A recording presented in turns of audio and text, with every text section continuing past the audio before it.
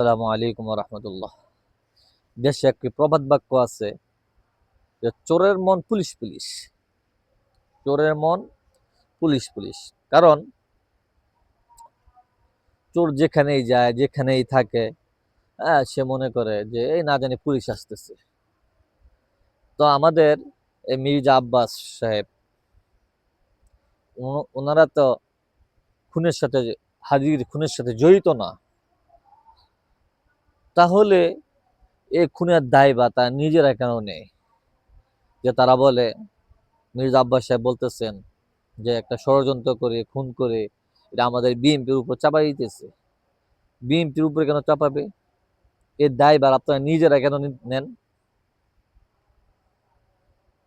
আমরা চাই সঠিক তদন্ত করে, তদন্তের মাধ্যমে খুনির আসল রহস্য উন্মোচন করা হোক।